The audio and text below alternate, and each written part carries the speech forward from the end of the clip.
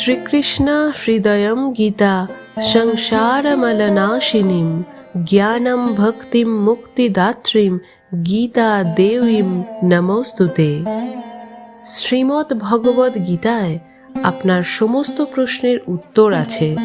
আপনার যে কোনো সমস্যা হোক না কেন, সব সমস্যার সমাধান আপনি গীতাতে পাবেন। তাতে সেটি আপনার শরীরের হোক, মনের হোক, অর্থনৈতিক হোক বা সম্পর্কের হোক, গীতা আপনার সব সমস্যার সমাধান করতে পারে। আজ আমরা সেই শ্রীমদ্ ভগবদ গীতার 11টি অমূল্য উপদেশ আপনাকে জানাবো, যা আপনার পুরো জীবন বদলে দিতে পারে। আপনি ভিডিওটি শেষ পর্যন্ত দেখুন। যিনি এই ভিডিওটি শেষ পর্যন্ত দেখবেন, তিনি জীবনের সকল সমস্যার সমাধান পাবেন। তার জীবনে যা যা প্রয়োজন সে সব কিছু অবশ্যই পাবেন। আর আপনি যদি এই চ্যানেলে নতুন হয়ে থাকেন, তাহলে অবশ্যই চ্যানেলটি সাবস্ক্রাইব করবেন। শুরু করছি গীতার 11টি উপদেশ। গীতার প্রথম উপদেশ হলো, কাউকে জীবনের প্রকৃত বন্ধু মনে করবেন না। কলিযুগের মানুষ খুব খারাপ। এখানে সবাই আপন হওয়ার নাটক করে। আপনারা অবশ্যই লক্ষ্য করেছেন, যেখানে যেখানে আপনি ভালো কাজ করেছেন, সেখান থেকেই আপনি আঘাত অবশ্যই পেয়েছেন। এখানে কেউ আপনার ভালো করার জন্য বসে নেই। এখানে সবাই আপনার থেকে নিজের স্বার্থ সিদ্ধি করিয়ে নিতে পারবে। আপনার কাছে যার কোনো স্বার্থ নেই, সে আপনাকে খুঁজবেও না, আপনার সাথে কথা বলাও পছন্দ করবে না। তাই প্রত্যেককে নিজের আপন ভেবে সম্পর্ক তৈরি না করাই উচিত। যখনই আপনি আপন ভেবে কারোর সাথে সম্পর্ক তৈরি করে নেবেন, তখনই সে আপনাকে ব্যবহার করা শুরু করে দেবে। এই পৃথিবীকে আপনি যতটা চিনে যাবেন, ততটাই একা থাকা পছন্দ করবেন। তার মানে এটাও নয় যে আপনি সব কিছু ছেড়ে পাহাড়ে বা জঙ্গলে চলে যান। এটার অর্থ এটাই যে আপনি অন্যের সঙ্গে নিজের খুশি খোঁজা বন্ধ করে দিন। অন্যের কাছে নিজের প্রতি নিঃস্বার্থ ভালোবাসা খোঁজা বন্ধ করে দিন। আপনাকে লোকেদের সাথে আবেগ ছাড়া ব্যবহার করা শিখতে হবে। অন্যের সাথে এমনই সম্পর্ক রাখতে হবে যাতে তাদের কথায় বা ব্যবহারে আপনার কোনো আঘাত না লাগে। আবার তেমনি আপনার কোনো ব্যবহারে অন্য কারো যাতে আঘাত না লাগে, সেটাও আপনাকেই দেখতে হবে। গীতার দ্বিতীয় উপদেশ হলো, আপনার আত্মীয় এবং বন্ধু কখনোই আপনার সফলতাতে খুশি হবে না। মহাভারতে যুধিষ্ঠির ধৃতরাষ্ট্রকে নিজের পিতার সমান ভাবতেন। তাই ধৃতরাষ্ট্র যাই বলতেন, যুধিষ্ঠির এবং বাকি পাণ্ডবেরা তা মেনে নিতেন। নিজের পুত্র দুর্যোধনের কথা শুনে ধৃতরাষ্ট্র সবসময় পাণ্ডবদের ওপর অন্যায় করেছেন, সব সময় দুঃখ দিয়েছেন, কিন্তু পাণ্ডবেরা চুপচাপ তা সহ্য করে নিত। ধৃতরাষ্ট্র আমাদের পিতার সমান, দুর্যোধন আমাদের ভাইয়ের মতো। শুধুমাত্র এই সম্পর্কগুলো বাঁচানোর জন্য তাদের অনেক কষ্ট সহ্য করতে হয়েছিল। পাণ্ডবদের স্ত্রী দ্রৌপদীকে তারই দেওরেরা ভরা সভার মধ্যে নগ্ন করার চেষ্টা করেছিল। ওই সভায় সবাই তাদের বাইরের শত্রু ছিল না, সবাই ঘরের লোকই ছিল, সবাই নিজেদের আত্মীয় ছিল। তবুও এই ঘটনা ঘটেছিল। এটা তাও 1000 বছর আগেকার কথা। আর এখনকার কথা তো আলাদা। এখন তো পৃথিবী আরও নিচে নেমে গেছে। আমরা আত্মীয় আর সম্পর্কের কথা ভেবে অনেক দুঃখ পাই। আপনারা অবশ্যই দেখবেন, যারা বেশি সম্পর্ক বাঁচানোর চেষ্টা করে, তাদেরই সবথেকে বোকা বলা হয়। সবাই তাকেই খারাপ বলবে, তাকেই সব থেকে খারাপ বুঝবে, আর তাকেই সব থেকে বেশি ব্যবহার করবে। তাই আত্মীয় সম্পর্ক এই সব কিছুর কথা ভেবে কখনোই নিজের জীবন খারাপ করবেন না। গীতার তৃতীয় উপদেশ হলো, কলিযুগে সব আত্মীয় সম্পর্ক শুধু দেখানো এবং স্বার্থের জন্যই রয়ে যাবে। যা কিছু আপনি লোকেদের সম্পর্কের মধ্যে দেখে থাকবেন, তা সব সময় সত্য নাও হতে পারে। যদি কেউ এই দেখানো সম্পর্কে বিশ্বাস করে নেয়, তাকে তখন সর্বাধিক কষ্ট পেতে হয়। তাই যে সকল লোক খুব মিষ্টি মিষ্টি কথা বলে আপনার আপনজন হওয়ার নাটক করে, এমন লোকের থেকে সাবধান হওয়া উচিত। এই যুগে কোনো লোকের উপর সহজে বিশ্বাস করা উচিত নয়। যে মানুষ মুখে যা বলবে তা যদি সে করে দেখাতে পারে, সে আপনার আপনজন। আর যারা শুধু মুখেই বলতে পারে, করে দেখাতে পারে না, তাদের থেকে দূরে থাকা উচিত। গীতার চতুর্থ উপদেশ হলো, যদি আপনার সাথে খারাপ হয় তাহলে তা কখনোই সহ্য করবেন না, তাকে শুরুতেই আটকে দিন। কারণ যদি আপনি সেটা সহ্য করে নেন তাহলে আপনার সাথে বারবার খারাপ হবে। আপনি সহ্য করে নিলে আপনাকে কেউ মহান ভাববে না, বরং আপনাকে দুর্বল ভাববে এবং আরও খারাপ ব্যবহার আপনার সাথে করা শুরু করবে। এই পৃথিবী বদলে গেছে। এখানে যদি আপনি কারোর সাথে ভালো হওয়ার চেষ্টা করেন, লোক আপনাকে মুড়িয়ে চলে যাবে। তাই কেউ যদি আপনার সাথে এমন ব্যবহার করছে যা আপনার খারাপ মনে হচ্ছে আর আপনাকে দুঃখ দিচ্ছে, তাহলে ওই ব্যবহারকে আপনি কখনোই সহ্য করবেন। গীতার পঞ্চম উপদেশ হলো, এই যুগে কাউকে আপন ভাববেন না। কারণ যতক্ষণ আপনি নিজের মনকে অন্য লোকেদের দিয়ে ভর্তি করতে থাকবেন, ততক্ষণ আপনার মনের মধ্যে খালি জায়গা অবশ্যই থেকে যাবে। কারণ কেউ আপনার সাথে সবসময় ছিল না আর থাকবেও না। আপনারা নিজের জীবনকে ভালো করে দেখুন, নিজের অতীতকে ভালো করে দেখুন। যেসব লোকদের আপনি জীবনে অনেক মূল্য দিয়েছেন, নিজের খুশির কারণ ভেবেছেন, হতে পারে তারা আপনার জীবনে এখন আর নেই। যখন মহাভারতে যুদ্ধ হচ্ছিল, তখন অর্জুন বলল, যাদের সাথে আমি যুদ্ধ করতে যাচ্ছি তারা সবাই আমার আপনজন। আমি কিভাবে তাদের সাথে যুদ্ধ করব? কিভাবে তাদের হত্যা করব? সেই সময় তার মধ্যে আপনজনদের বাঁচানোর মোহ জন্মেছিল।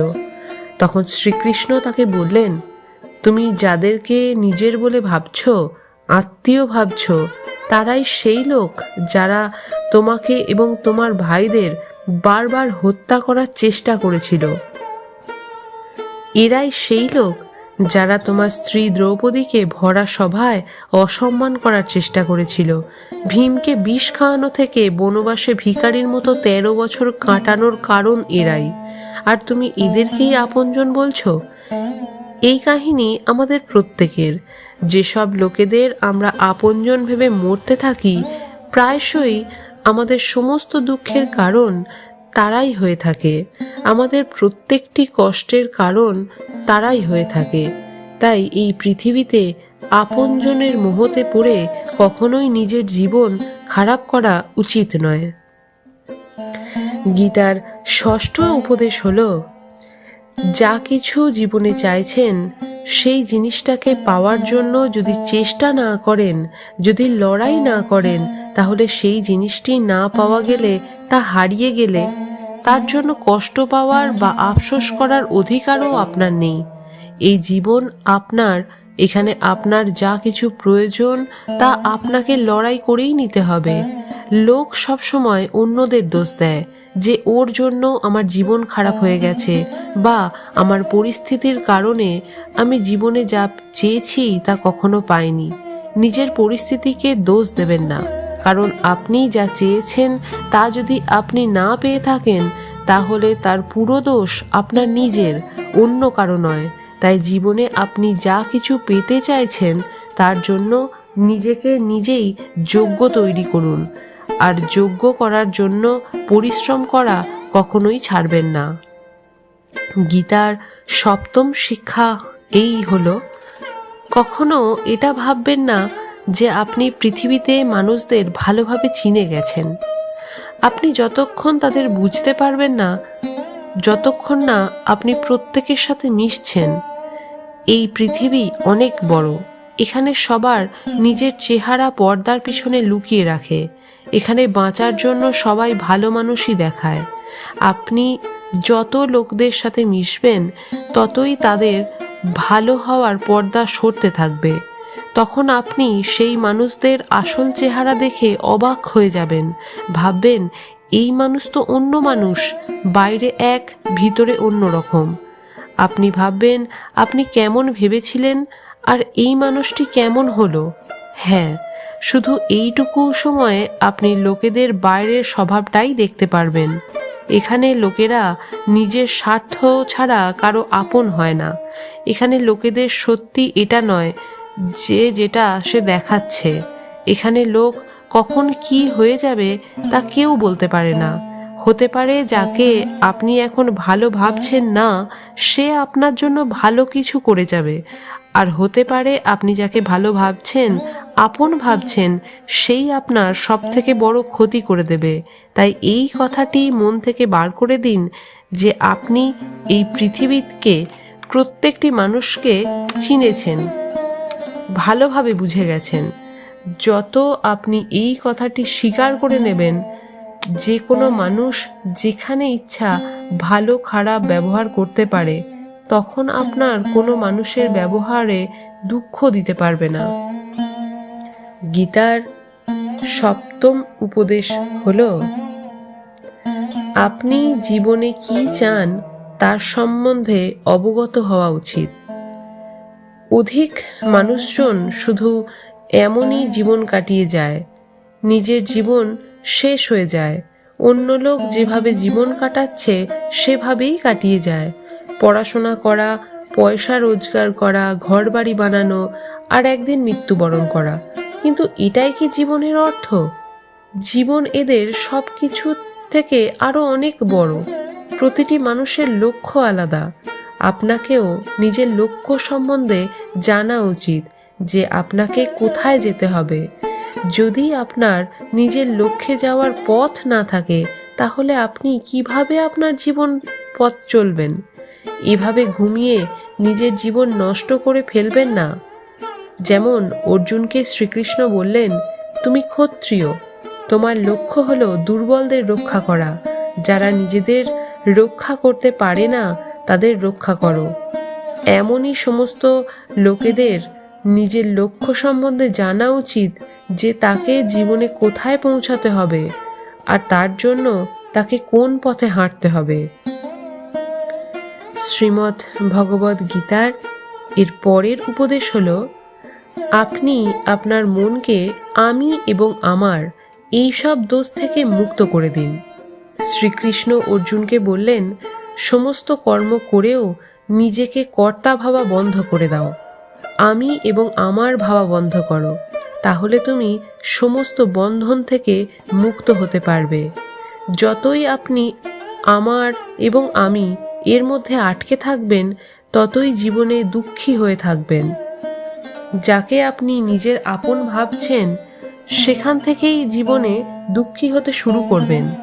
যেখানে আপনি আমি আমার করবেন, ওখানেই নিজেকে প্রমাণ করার জন্য কষ্ট দিতে হবে।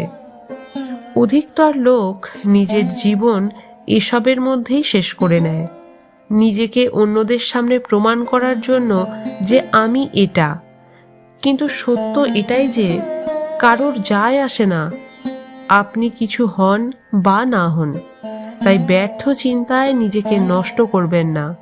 যত আমি আমার করবেন, ততই জীবনে দুঃখকে আমন্ত্রণ জানাবেন। আপনার জীবনের সমস্ত দুঃখ কষ্ট আপনার অহংকার এবং আত্মবিশ্বাস থেকেই আসে। যদি আমি আমার করা বন্ধ করে দেন, তাহলে আপনার জীবনের দুঃখ আসবে না। আমি আমার ছেড়ে দিলেই জীবন শুধু আনন্দময় হয়ে উঠবে। শ্রীমদ্ ভগবদ গীতার দশম উপদেশ হল, ভগবান শ্রীকৃষ্ণ অর্জুনকে বললেন, তোমার সমস্ত চিন্তা ব্যর্থ। মানুষ যেসব চিন্তা করে তার কোনো অর্থ হয় না, কারণ যা হবে তাকে কখনোই বদলানো যাবে না, আর যা হবেই না তাকেও কোনোদিন বদলানো যাবে না। তাই তার চিন্তা কেনই বা করবে? আর যা হবার সেটা তো হবেই, তার জন্য নিজেকে কেন ব্যাকুল করবে? না নিজের ইচ্ছায় জন্মগ্রহণ করেছি, না নিজের ইচ্ছায় মৃত্যুবরণ করব। তাহলে তার মাঝের ব্যবস্থার জন্য নিজেকে এত অস্থির করার দরকার নেই। তাই যতটুকু জীবন আপনার কাছে আছে সেটা আনন্দের সাথে বাঁচতে শিখুন। গীতার একাদশ উপদেশ হলো, কলিযুগে যে মানুষ অতিরিক্ত ভালো হবে সে শুধু কষ্টই পাবে। নিজেকে এমন কখনোই বানানো উচিত নয় যে সবাই এসে আপনাকে ব্যবহার করে চলে যাবে। ভালো মানুষ হওয়া আর বোকা মানুষ হওয়া দুটোর মধ্যে অনেক পার্থক্য আছে। ভালো মানুষ কখনো কারোর সঙ্গে খারাপ করে না আর নিজের সঙ্গে কখনো খারাপ হতে দেয় না, আর বোকা মানুষ অন্যের ভালো করতে গিয়ে সবসময় নিজের খারাপ করে বসে। এই কথাটা ভালোভাবে মনে রাখবেন। কখনো অন্য লোকের সাথে খারাপ হতে দেবেন না। যদি কেউ আপনাকে সহজেই দুঃখ দিয়ে আঘাত দিয়ে চলে যায়, তাহলে নিজের সেই অভ্যাসকে আপনি বদলে ফেলুন। এই পৃথিবীতে যতই সহজ এবং দুর্বলভাবে বাঁচবেন, লোক আপনাকে ততটাই কষ্ট দেবে, ততটাই আপনাকে ব্যবহার করবে। তাই নিজেকে এমনভাবে তৈরি করুন যে লোক আপনার সাথে খারাপ করার আগে 1000 বার ভাববে। তারা ভাববে মানুষটা চুপ করে সহ্য করার মতো মানুষ নয়। মনে রাখবেন, এই সমাজে যে মানুষ তার শক্তি দেখাবে লোক তাকেই ভয় পাবে, আর যে দুর্বলতা দেখাবে লোক তাকে ভয় দেখাবে। তাই বাঘের মতো বাঁচতে শিখুন। এটাই গীতার জ্ঞান। গীতার এই উপদেশ 1000 বছর পুরানো, কিন্তু আজও প্রাসঙ্গিক। পুরো পৃথিবীতে গীতা একমাত্র গ্রন্থ যেটি সব থেকে বেশি পড়া হয়েছে আর সব থেকে কম বোঝা গেছে। শ্রীমদ্ ভগবদ গীতার এই উপদেশ যদি কেউ ঠিক করে বোঝে আর নিজের জীবনে সেগুলি মেনে চলার চেষ্টা করে, তাহলে সে সব কিছু পেতে পারে। তার জীবনের সমস্ত সমস্যা থেকে ঝট করে বেরিয়ে আসতে পারে। গীতার এই দিব্য উপদেশ আমাদের বারবার শোনা উচিত, আর প্রতিদিন শোনা উচিত। মনে রাখতে হবে, জীবনে চলার পথে এই উপদেশগুলি একমাত্র পাথেয়।